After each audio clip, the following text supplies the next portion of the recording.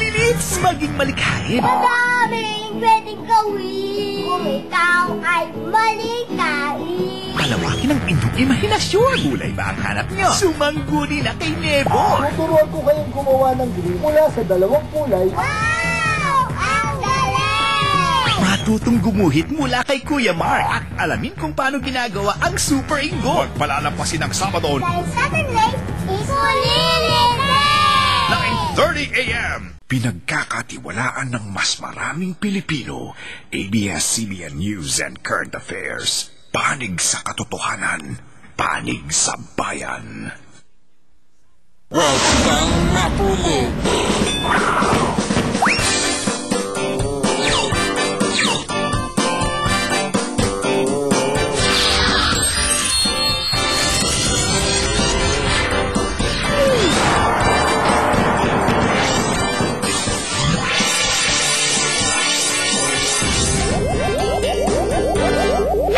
Huwag kang makulit. Huwag kang makulit. Huwag kang makulit. Huwag kang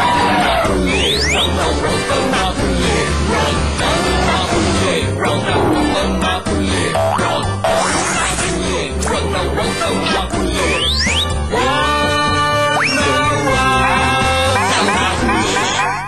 Huwag kang makulit.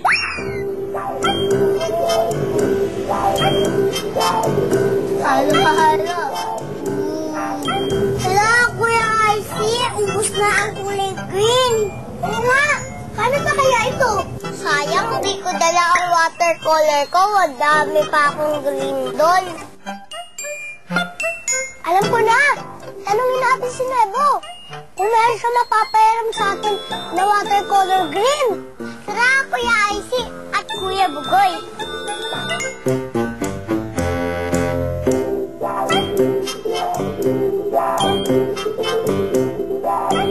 Nebo, pwede ba kang pairam ng watercolor mo? Gusto kasi kami ng color green eh. Naku mga kulilits, wala akong watercolor dito ngayon. Kung gusto nyo, tuturuan ko kayong gumawa ng green mula sa dalawang kulay na meron dyan sa watercolor nyo. Gagawa natin yan ng paraan. Ha? Paano na yun, Nebo? Madali lang yan. Para makagawa ng green, pwede nyong pagsamahin ang primary colors na yellow at blue. Sige, subukan nyo. Ay, mag-painting noise.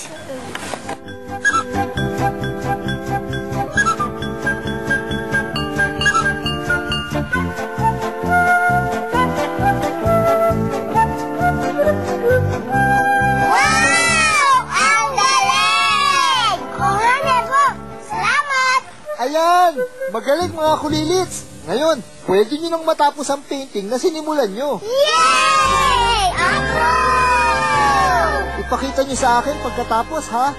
Alam nyo, may iba pang mga kulay na pwede ring paghaluin para makabuo ng iba't ibang kulay.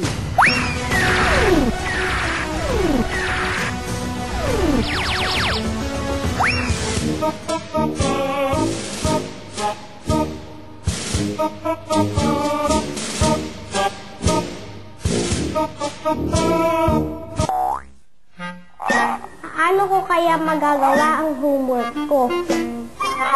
Ibig na ang ibang kulay ko sa watercolor ko.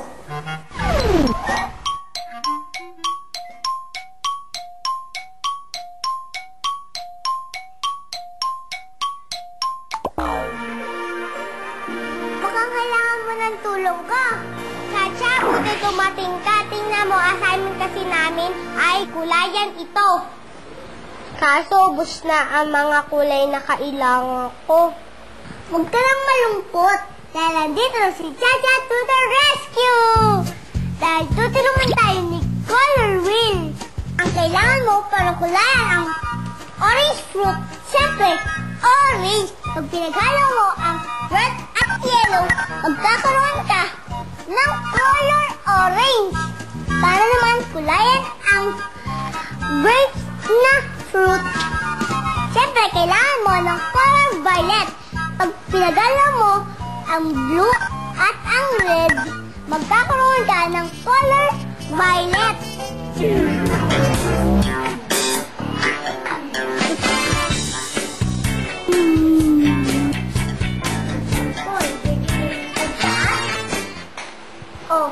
okay ba? Ang galing para magic. Salamat, Chacha. You're welcome. Bye-bye. Huwag ka na malungkot, ha? Mission accomplished!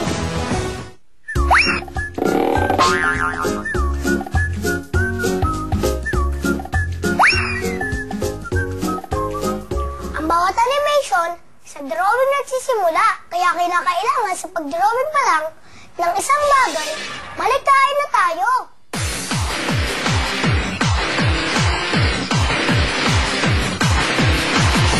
Gumagawa ang topic ng mga animation para sa TV series, para sa gaming, at saka sa mga advertisements, mga commercials.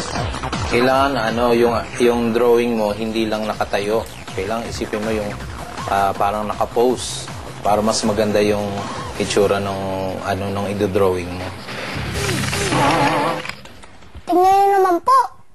Kahit uso ang computer sa pag-drawing, sila kuya, lapis at papel pa rin po ang ginagamit.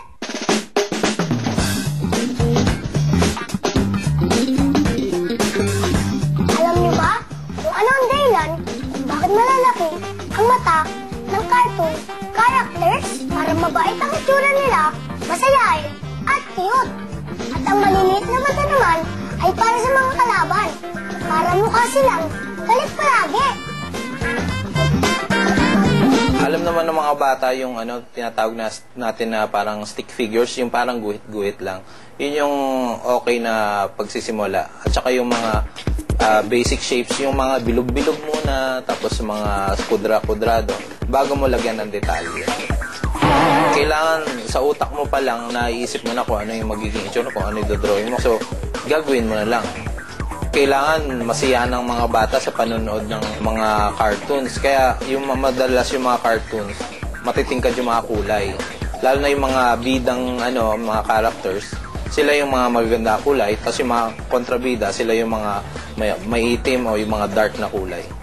Para gumalaw ang isang drawing, kailangan madaming drawings talaga na ang gagawin. Para sa isang segundo, abot ng mga 8 hanggang 24 na drawings. Basta kung hilig nyo mag-drawing, tuloy-tuloy nyo lang. Pag-practice kayo, balang araw, malay nyo maging animator din kayo.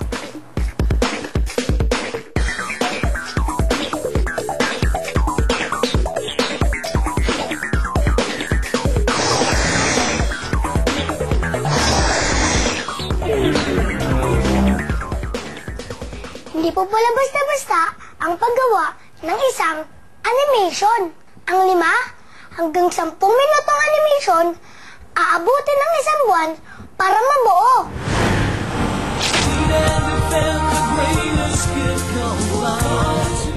Some look real different.